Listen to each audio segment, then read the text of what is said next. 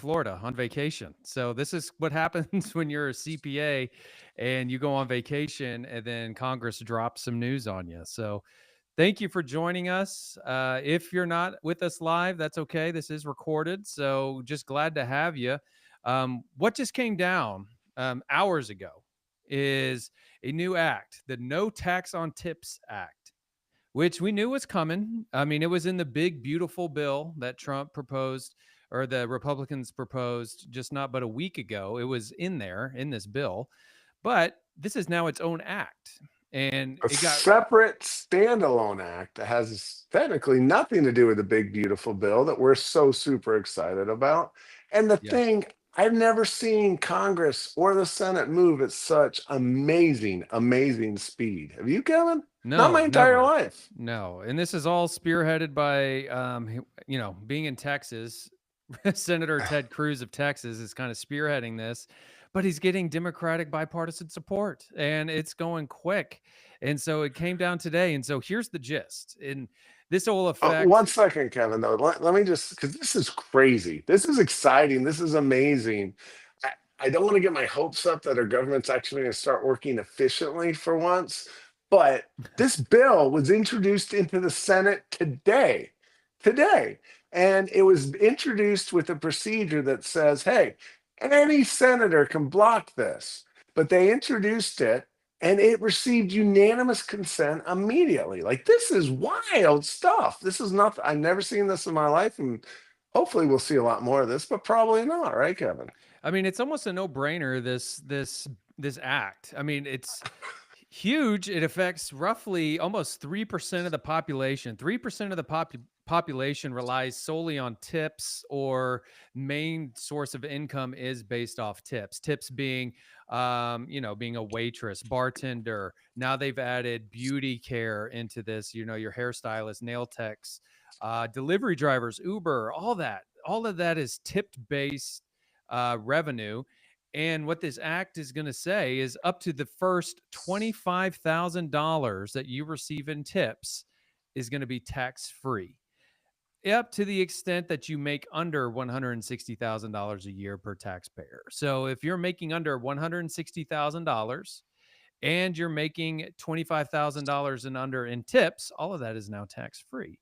Now you may That's be, beautiful. it That is is beautiful. beautiful. It It is makes good. sense. It's perfect for everyone in the country. It's good for our economy. I'm just still shocked and flabbergasted how quickly this rolled out. But let's make clear, this is not law yet, but this was passed unanimously today in record time by the United States Senate. You know, those senators that like to filibuster stuff, they talk about things for years at a time before they even introduce it to the House. It was introduced today. I knew Yeah. nothing about it. I was out on a boat with my kids trying to enjoy our vacation in Florida, and I get a text from our production team saying, "Did you see this?" I mean, it's shocking. Yeah, it is absolutely amazing. And let's be real. The people who receive tips in cash, the odds of them reporting that as income anyway is Yeah, probably slim to none. yeah. If you're delivering a pizza and someone hands you a $5 bill, the odds of you reporting that on your taxes is almost zero. So what this does is there are industries that the wages on your W-2 actually reflect tips. That's who it's going to really affect. So there's already a good chunk of the population not reporting tips because it's on cash. But now with Venmo and using all these apps, it's a lot harder to skate by with just receiving cash under the table like that, because now there's 1099s, there's actual paper trails of the tips you've earned. And if you're audited, you're going to get hit with that. So this does take the pressure off of that and makes people maybe a little less reluctant to report their tip income because it's not going to be taxed anyway. Yeah, and I think a cool thing about this is now there's a lot of restaurant owners I know, a lot of people that work in industries where tips are reasonable and customary. They're normal course of business. And they've had a hard time, especially after COVID, getting the employees they need, the servers they need at the restaurants, to come in. And they've had to offer incentives. And a lot of times what I've heard from our restaurant owner clients and friends is, Hey, my employees don't want me to report their tips. They just want to take it in cash. They're begging me to not force me to report their tips every night to me so I can follow the rules. Guess what? Now there's a huge incentive for employers to actually report the tips and follow the law like they should have been already. But now they can report these tips, not irk their employees because their employees get to deduct it and don't pay tax on it. And now the employers are eligible for the federal tip credit, which is one heck of a tax credit that has been so underutilized for so many reasons, including the fact that employees are putting a shotgun to their employer's head and saying, hey, I won't work for you. I'm not going to wait your tables unless you give me this cash under the table. Now, restaurant owners, tell your employees if this bill passes into law, guess what? You're better off with me reporting it legally. You don't have to worry about getting audited one day. You don't have to worry about the IRS putting you in handcuffs for committing tax fraud. You can report it and you can deduct it. And guess what? The restaurant owner gets to get the federal credit on tips. That's awesome. Yes. And if you go, actually, if you go to congress.gov, you can actually search for the act directly through congress.gov, and it has like a little pizza tracker of where it is in the process. So right now it's passed the Senate, then it has to go to the House, then President, then law. So if you go to congress.gov, look up, just search in there, No Tax on Tips Act under the legislation, and then you can kind of see the summary. It is, Mike and I were just kind of laughing earlier, is because this is the shortest act that we've ever had to read. It literally takes 5 minutes to read, and it's not complex. You're not amending a lot of tax law. It is It is a really good. single page. I have never seen a single page bill. I know it's probably happened, but in the tax world, I've never read a single page. I've never read a bill under 40 pages. One single page. And get this, Kevin, the title of the bill, No Tax on Tips Act, is actually what the bill's about. Congress, Amazing. please, I pray to God that this is a new world where the leaf is turning over and Congress and the Senate are actually going to start doing things that are good for the country and being honest to us for once. And clear. That's not likely, but let's hope. Let's pray for that.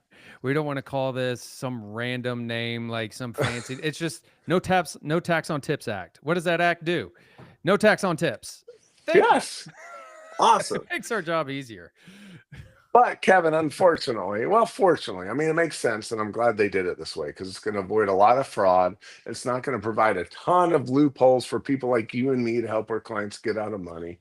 It has to be people that ordinarily and customarily receives tips as a part of their compensation.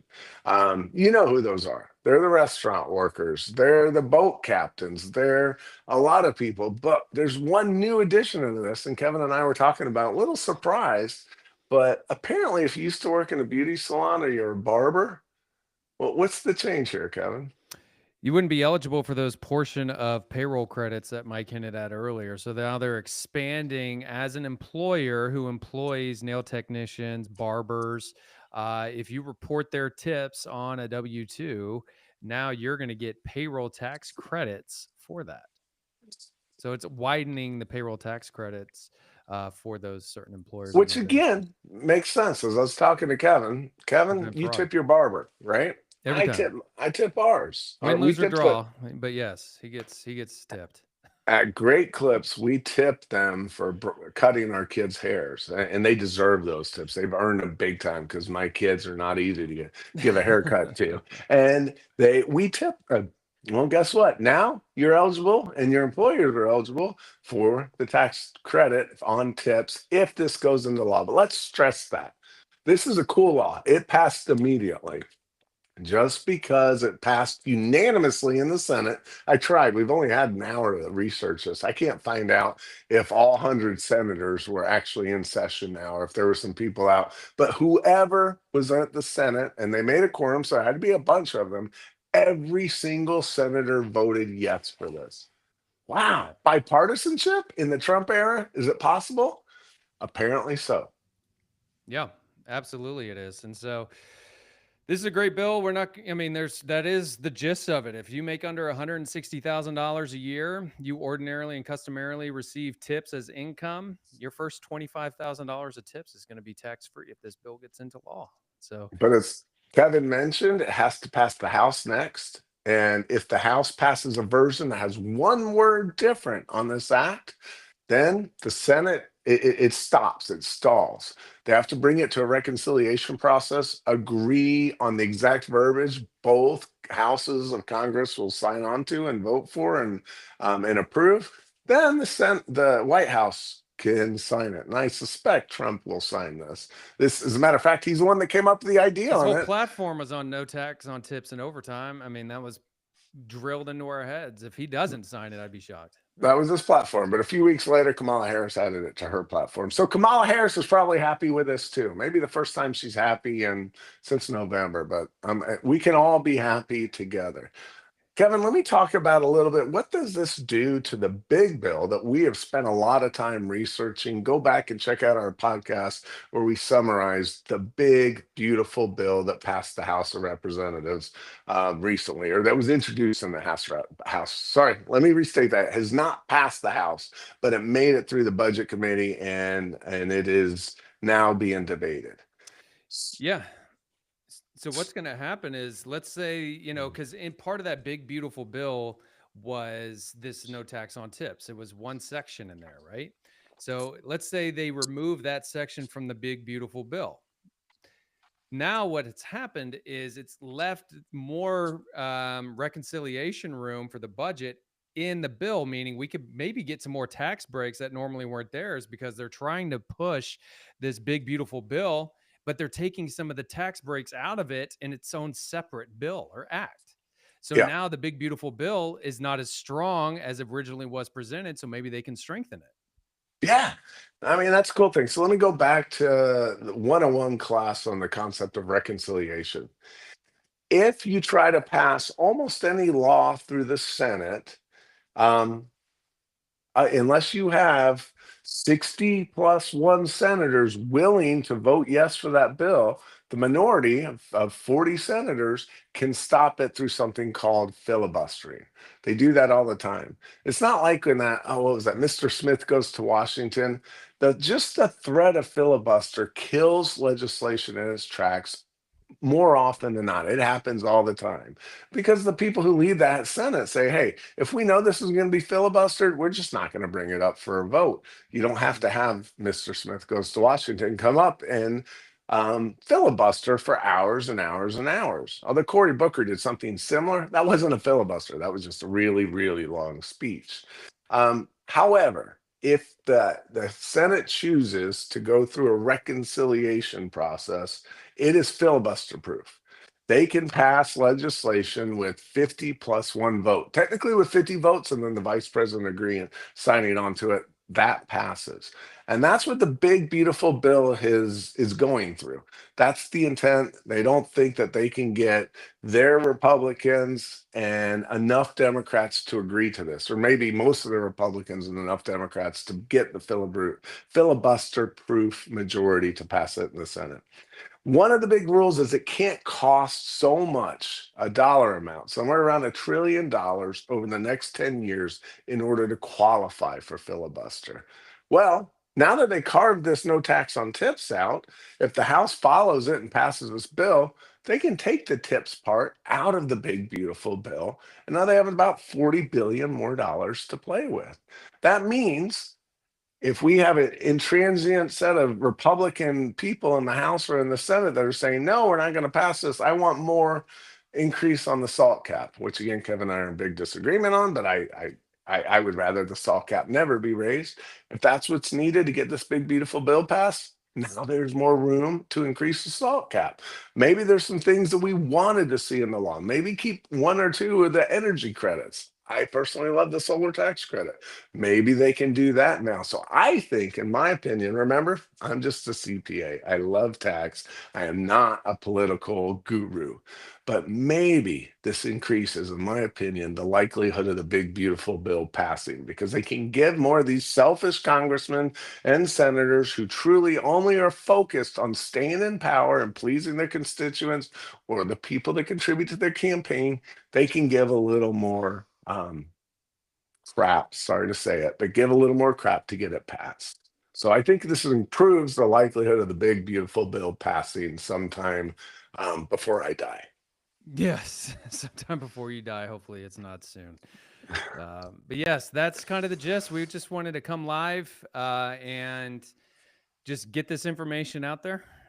Follow us for more. I mean, all of our socials, we're on YouTube, Instagram, Hidden Money Podcast, and follow us for more because once this big beautiful bill goes into law, which we're expecting in a month and a half, we're going to be teed up, ready to go. So be here for the breaking news and how we can dissect that bill even further with the markups that may be presented. So thank you for joining us today. Yes, and reach out if you have any questions. And please like, subscribe, follow, whatever it is that you're watching us on, so you can be kept abreast. Kevin and I will continually update you on the real law. We read the actual bill. We're not listening to Wall Street Journal or CNN or MSNBC or whomever. We're not listening to them. We're reading it and we're telling you the truth. So please follow us. Find out more. We'll keep you posted. Thank you for being here with us. Thank you.